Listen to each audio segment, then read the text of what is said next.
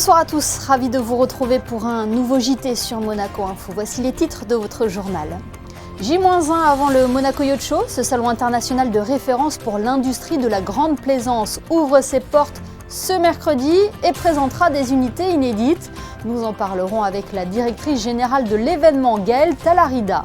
Nous nous intéresserons ce soir à un projet inédit entre la France et Monaco qui vient d'ouvrir ses portes à Beau Soleil, le centre d'accueil de psychiatrie de l'enfant et de l'adolescent.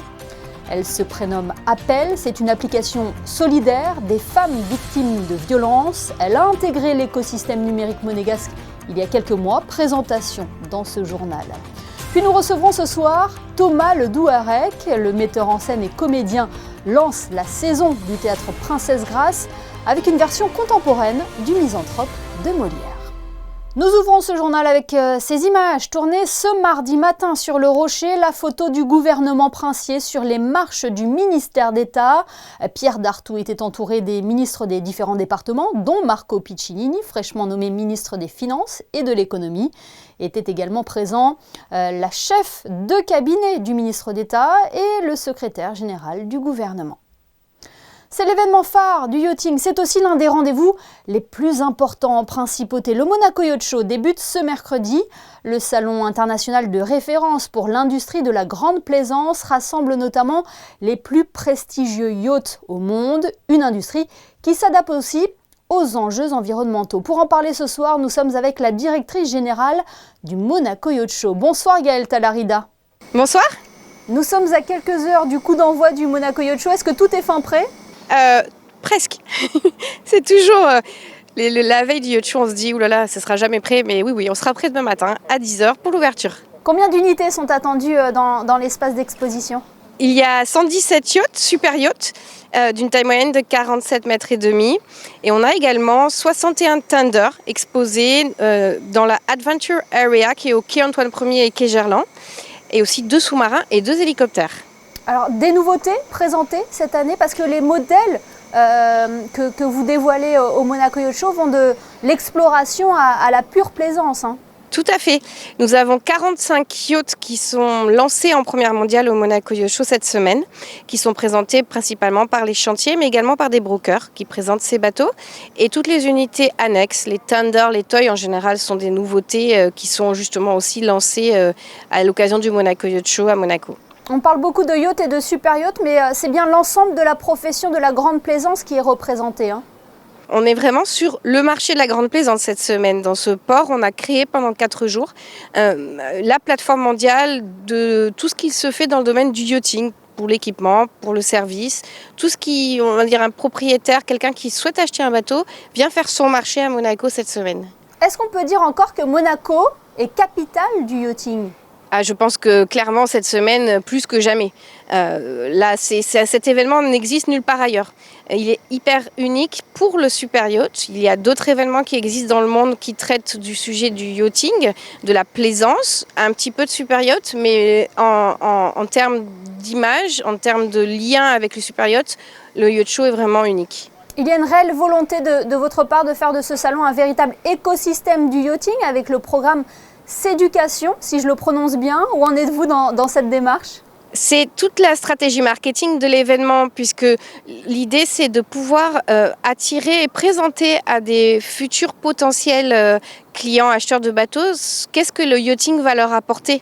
Et c'est pour ça qu'on a thématisé l'événement avec divers univers liés au yachting en termes de décoration, d'équipement, en termes de loisirs, de ce qu'est l'Aventure Area, mais également qu'est-ce qui se fait de nouveau dans le yachting, comment le yachting devient de plus en plus éco-responsable, comment il va pouvoir évoluer dans les prochaines années en développant des nouvelles technologies qui permettent aux bateaux d'être plus respectueux de l'environnement. Est-ce que yachting et durabilité sont compatibles ? C'est compatible. C'est un véritable challenge pour cette industrie, comme beaucoup d'industries dans le monde. Ils ne font pas exception. Mais oui, il y a énormément de recherche et grâce à ces propriétaires de bateaux qui sont prêts à investir dans la recherche, il y a tous les ans des nouvelles technologies qui sont présentées à l'occasion du Monaco Yacht Show qui sont de véritables innovations pour le secteur. Donc c'est un aspect dont aussi bien les clients que les brokers sont sensibles. Complètement. On vit tous sur la même planète et je dirais que les bateaux, les propriétaires de bateaux sont les premiers témoins de l'évolution du climat, de l'évolution de la pollution sur les mers. Donc ce sont eux, en naviguant, qui se rendent compte du côté indispensable pour traiter ce sujet dans un domaine qui est le superyachting. Eh bien, merci beaucoup Gaëlle Talarida d'avoir été notre invité à quelques heures du coup d'envoi du Monaco Yacht Show. Combien de personnes sont attendues ? Alors on verra cette semaine, on ne sait jamais trop à l'avance, mais en tout cas j'ai vraiment ressenti ces dernières semaines, voire ces derniers mois, une véritable émulation et je pense qu'ils seront nombreux. Mais comme vous savez, au Monaco Yacht Show, c'est pas le nombre qui compte, c'est véritablement la qualité. Et on sélectionne à l'occasion avec les exposants, les visiteurs pour s'assurer que, on va dire, ils se retrouvent et qu'ils puissent faire des affaires. Eh bien merci beaucoup. Merci. Et conséquence du Monaco Yacht Show, des restrictions d'accès au port Hercule sont mises en place pour les embarcations à partir de ce mercredi. L'accès sera fermé à tout trafic de minuit à 7 heures, sauf pour les navires autorisés. La vitesse de navigation sera également limitée à 3 nœuds pour tout navire à l'intérieur du port Hercule, et ce pour des questions évidentes de sécurité. Sachez également que les navettes du bateau-bus sont interrompues jusqu'à ce dimanche inclus. Le troisième rendez-vous Monaco Smart and Sustainable Marina s'est achevé hier. Pendant 2 jours, il a été question des solutions technologiques concrètes qui s'offrent aux marinas pour encourager notamment la construction et le développement de sites dits vertueux. Plus de 250 professionnels ont pris part à ce rendez-vous, des entrepreneurs, des industriels, des investisseurs, des architectes, pour partager ensemble leur vision plus durable de la grande plaisance. Les spécialistes du secteur touristique ont d'ailleurs constaté que les marinas durables étaient plébiscités et donc un atout supplémentaire. Écoutez. Le tourisme, vraiment, c'est la clé pour avoir une croissance positive pour le monde. C'était la clé pour récupérer après Covid et c'est la clé pour avancer. Mais on doit être, comme on dit là, smart and sustainable. Je crois que Monaco, c'est un grand exemple. On a un pays comme le Portugal, pays comme la Slovénie, que vraiment on fait de la durabilité plus qu'une annonce, une parole, de mettre à côté de la stratégie. C'est vraiment une situation générale, c'est un système, c'est une stratégie et c'est un plan d'implémentation. Et ce rendez-vous des marinas durables s'est conclu par la remise d'awards décernés par un jury présidé par l'architecte français Jean-Michel Villemotte. Coup de projecteur à présent sur un projet inédit entre la France et Monaco. Un hôpital de jour de pédopsychiatrie a ouvert ses portes à Beausoleil le 15 septembre dernier. Une structure nécessaire car le département des Alpes-Maritimes manque de place en pédopsychiatrie. Ainsi, ce centre réalisé avec l'aide de la Fondation Lanval permet d'accueillir plus d'une trentaine de jeunes avec diverses pathologies psychiatriques. Plus de détails avec Fabien Bonilla et Arnaud Imbert. Ce centre d'accueil de jour de psychiatrie de l'enfant et de l'adolescent est situé dans la rue du Professeur Langevin à Beausoleil. Le bâtiment dispose de 630 mètres carrés sur 3 étages, entre l'administratif, une salle de groupe, une salle de classe, un réfectoire et autres, avec un étage pour les plus jeunes et un étage pour les adolescents. Une équipe pluridisciplinaire d'une dizaine de personnes propose chaque jour une prise en charge ambulatoire globale des enfants jusqu'à l'âge de 18 ans. Ils présentent des troubles psychopathologiques complexes. Alors pour les plus jeunes, ce seront plutôt des enfants qui vont présenter des troubles neurodéveloppementaux et qui ont associé avec des troubles psychiatriques comme de l'anxiété, comme des troubles du comportement. Les plus grands vont accueillir des enfants à l'adolescence qui présentent des troubles psychiatriques à l'adolescence. Ça va être des troubles de l'humeur, des entrées dans la schizophrénie, des troubles anxio-dépressifs. Voilà, c'est tout un ensemble, tout ce qui concerne les troubles psychiatriques qui s'expriment dans l'enfance et l'adolescence. Ce centre de jour a ouvert il y a plus d'une semaine maintenant et accueille actuellement une quinzaine de jeunes. Le temps de finaliser toutes les inscriptions, sa capacité pourra permettre d'accueillir chaque jour 35 enfants et ados, dont 17 réservés aux enfants monégasques, résidents ou scolarisés en principauté. C'est un hôpital de jour effectivement franco-monégasque qui a été créé, qui a ouvert le 15 septembre.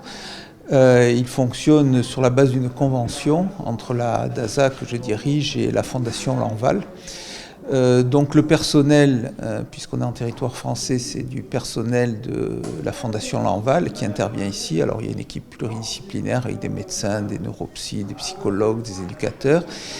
Et ensuite, nous faisons le lien avec cet hôpital à travers le centre Platy, qui gère les dossiers d'entrée de l'hôpital de jour. Et il y a aussi une assistante sociale qui accompagne les familles de Monaco lorsqu'elles sont dirigées vers ce centre. Les indications pour l'hôpital de jour concernent des enfants qui présentent des troubles pédopsychiatriques qui nécessitent une prise en charge intensive. Ce sont certainement des enfants qui ont déjà un suivi ambulatoire jusque-là par le centre Platy ou par d'autres collègues en libéral et qui, à un moment donné de leur parcours, nécessitent une prise en charge plus intensive. À savoir que le centre d'accueil de jour travaille en étroite collaboration avec les acteurs des dispositifs de soins médico-sociaux et de l'éducation nationale de la jeunesse et des sports. Alerter, parler, agir, voici les maîtres mots de l'application Appel, application solidaire des femmes victimes de violences et qui a déjà pu apporter son soutien à de nombreuses utilisatrices. Elle a été présentée ce mardi à la Maison du Numérique. Sandrine Nègre et Lionel Bernardi se sont rendus sur place pour mieux comprendre le fonctionnement de cette application. Il s'agit d'une application mobile et gratuite développée par l'association Résonance. Elle est déjà utilisée dans une quinzaine de pays et depuis quelques jours, Monaco s'est ajouté à cette liste de pays. C'était important pour nous de développer et d'avoir des outils numériques en principauté pour donner de l'information aux personnes victimes de violences ou même aux personnes témoins de ces violences et puis d'avoir aussi un dispositif complémentaire pour pouvoir éventuellement donner l'alerte à ses proches de confiance. Donc c'est vraiment un outil supplémentaire dans la lutte contre les violences pour donner toujours plus d'informations sur les dispositifs qui existent en principauté. Et si une fois lancé, le SOS alerte rapidement les proches de la victime, il faut aussi savoir que l'application a intégré l'écosystème de la principauté et en particulier les ressources d'aide et d'urgence monégasques, une application qui a déjà fait ses preuves en France notamment. On a plus de 100 000 utilisatrices. On a chaque année à peu près 20 000 alertes qui sont enclenchées. On sait qu'il y a des utilisatrices qui ont pu déposer plainte avec des audios réalisés par le biais de l'application. On sait qu'il y a des situations qui ont été dénouées par l'intervention de la police via des alertes enclenchées par l'application. Et en France, on a été l'un des outils les plus utilisés pendant le confinement. On a eu un pic de plus de 30% d'utilisation à ce moment-là. Il faut dire que l'application permet de lancer l'alerte de manière plus discrète qu'un coup de téléphone. Sachez que cette application est disponible sur les différents stores de vos smartphones. Nous évoquions dernièrement l'attractivité de la principauté avec le ministre d'État Pierre Dartout. Chaque année, Monaco attire de nombreux et de nouveaux investisseurs. C'est en ce sens que la Jeune Chambre économique de Monaco a organisé ce mardi matin un petit déjeuner-conférence à l'hôtel Méridien Beach Plaza. Son thème, l'accompagnement et l'installation des entrepreneurs à Monaco. Le reportage de Fabien Bonilla et Alban Gingembre. La Jeune Chambre économique de Monaco organise régulièrement et depuis de nombreuses années des petits déjeuners-conférences avec des thèmes bien spécifiques, comme par exemple les perspectives d'avenir pour l'emploi, la politique d'urbanisme durable ou encore l'attractivité de Monaco. Et bien ce mardi matin, les membres de la JCE et leurs convives se sont retrouvés au Méridien Beach Plaza pour une conférence autour de l'accompagnement et l'installation des entrepreneurs à Monaco. Nous œuvrons pour l'attractivité économique du territoire. Notre mouvement est composé spécialement de jeunes leaders et entrepreneurs âgés de 18 à 40 ans. Et bien entendu, l'installation et l'accompagnement de ces jeunes entrepreneurs fait partie de nos valeurs et de notre leitmotiv au quotidien depuis maintenant plus de 60 ans à la Jeune Chambre économique de Monaco. Durant cette matinée, 2 responsables de la direction du développement économique sont intervenus pour développer cette thématique. Le message aujourd'hui, il va être très basique entre guillemets. On s'adresse à des entrepreneurs, à des jeunes entrepreneurs. C'est de déjà présenter tout le dispositif d'aide et d'accompagnement qui est en place avec le département des finances, aussi bien pour ceux qui viennent s'installer que ceux qui sont déjà en principauté depuis de nombreuses années, puisqu'il y a aussi un volet accompagnement, développement et innovation. Et on va faire un focus aussi sur l'entrepreneuriat local et sur l'innovation avec le Monaco Tech et de nombreuses startups qui sont encore rentrées il y a quelques semaines. Et puis un point sur Monaco Boost où on a plus de 40 entreprises de jeunes monégasques et conjoints, donc ce qui démontre vraiment ce dynamisme. Et c'est ce dynamisme qui est un facteur essentiel d'attractivité. Prochain rendez-vous pour la Jeune Chambre économique, la clôture cette semaine du concours de création d'entreprise, le 28 novembre les trophées de la JCE et le 13 décembre le gala des 60 ans de la Jeune Chambre économique. L'Orchestre Philharmonique de Monte-Carlo, les ballets ou encore l'Institut audiovisuel de Monaco, tous ont déjà lancé leur saison culturelle et il ne manquait plus que le théâtre Princesse Grace qui propose une riche programmation avec pas moins de 7 spectacles salués d'un Molière. Et c'est d'ailleurs celui dont on a célébré les 400 ans de sa naissance l'an dernier qui ouvre le bal avec le Misanthrope mis en scène par Thomas Le Douarec qui est avec nous ce soir. Bonsoir. Bonsoir. C'est vraiment une version 2.0, une version contemporaine du Misanthrope que vous présentez sur scène. Tout à fait, c'est une version très très moderne du Misanthrope, mais attention, dans le respect total du texte et de l'alexandrin. C'est qu'on n'a pas touché à une ligne, enfin on n'a pas touché à un mot de Molière, mais c'est là où c'est merveilleux, c'est la magie de Molière, c'est le talent, le génie de Molière, à savoir que la pièce, on a l'impression qu'elle a été écrite hier. Dans cette mise en scène-là, on a l'impression que le texte a été fait pour nous, a été écrit pour nous. Et c'est ça qui fait le succès de ce spectacle. Et c'est vraiment, il faut amener, si vous avez des ados, il faut absolument les emmener voir ce spectacle. C'est incroyable. Pour ça, ils vont vraiment découvrir ou redécouvrir le Misanthrope de Molière. Oui, parce que le Misanthrope a été écrit en 1666, c'est ça ? Oui, et c'est toujours d'actualité. C'est toujours, la société n'a pas changé. Alors c'est triste pour l'homme, parce que l'homme, malheureusement, on n'évolue pas. C'est triste pour nous, mais c'est la réalité. C'est quand on voit la pièce, quand on découvre la pièce, on rit toujours des mêmes choses, et c'est terrible. Parce que c'est une pièce très drôle, mais qui dénonce aussi nos travers, nos vices, nos errements dans la vie. Voilà, donc, et notre superficialité aussi, ce besoin permanent d'avoir la reconnaissance des autres, de se faire remarquer, de faire la différence. Voilà, c'est toujours ce besoin de se démarquer qui nous caractérise énormément. Oui, une société tronquée par les apparences ou les faux-semblants, c'est ça ? Complètement. L'image est plus importante que le fond.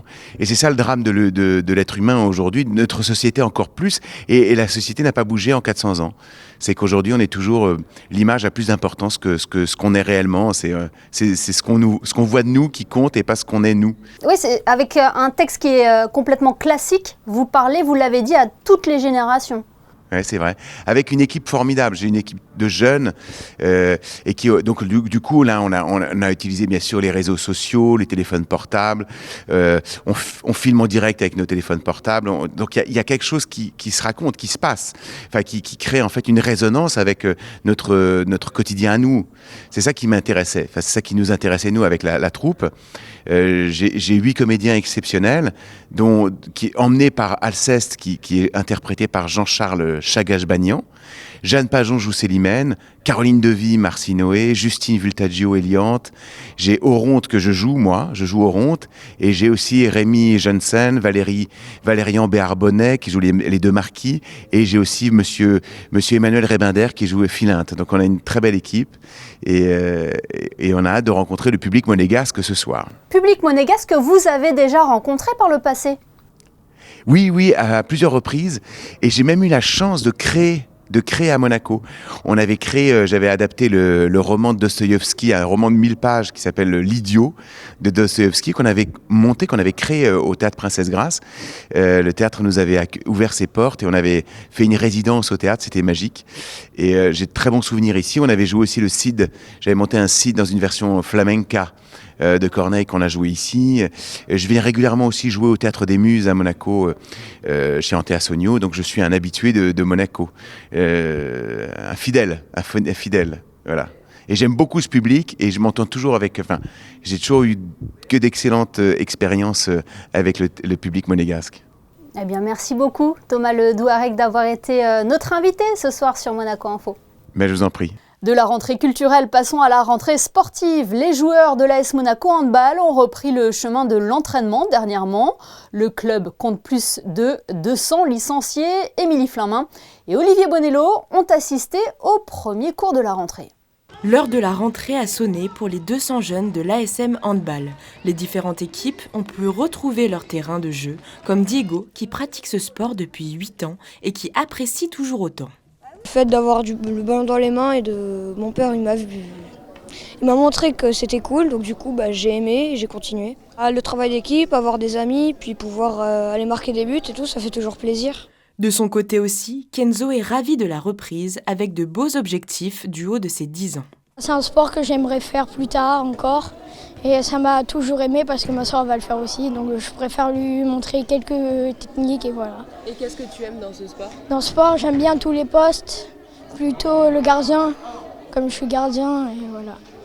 La plupart de ces jeunes ont renouvelé leur licence pour une année supplémentaire, mais de nouvelles petites têtes font aussi leur apparition sur les terrains. On a des enfants qui reviennent, on a un taux de renouvellement qui est très important et intéressant. Ça prouve aussi qu'on travaille bien et qu'on arrive à donner l'envie à nos gamins de continuer. Mais on attire aussi de nouveaux jeunes et c'est le but, avec nos actions, comme je le disais tout à l'heure, dans les écoles, etc., pour aller chercher de nouveaux gamins, de nouveaux licenciés. On a vraiment vocation à ils font du sport pour se dépenser et se faire plaisir.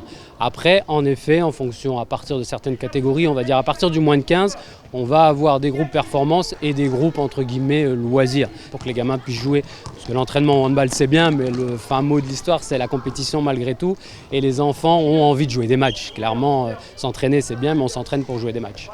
Et c'est justement ce que ces jeunes aiment le plus, la compétition, qui est aussi l'ADN de ce sport. Le fait de faire des matchs, du coup, on se retrouve d'autres équipes qu'on a déjà eues. Et gagner ou perdre, c'est le hand, quoi. Enfin, c'est amusant. Ça nous permet de nous entraîner un peu plus, de savoir comment l'équipe adverse va se mettre, nous aussi, et apprendre mieux. Avec un minimum de 2 séances par semaine et des compétitions certains week-ends, les jeunes handballeurs s'engagent pour une nouvelle saison qui promet d'être sportive et éducative.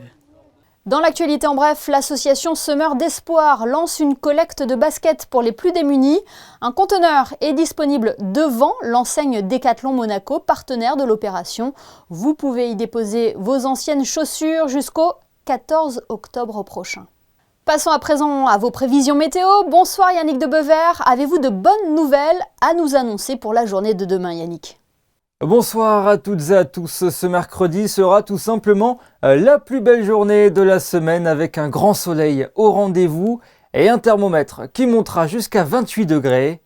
En ce mercredi 27 septembre, nous fêtons Saint-Vincent de Paul, le saint patron des hôpitaux. Et puis il faudra souhaiter également une bonne fête à l'entraîneur de l'ASM Football, Adi Hutter, puisque ce sera la Saint-Adolphe. L'AS Monaco qui reçoit ce samedi à 21h l'Olympique de Marseille au Stade Louis II pour un deuxième derby d'affilée à domicile. Ce journal est à présent terminé. Merci de nous avoir suivis. On se quitte avec les photos de Stéphane Dana et l'arrivée de la course cycliste entre Londres et Monaco. Nous reviendrons d'ailleurs sur cet événement au profit de la préservation des océans dans notre édition de demain. Excellente soirée à tous sur Monaco Info.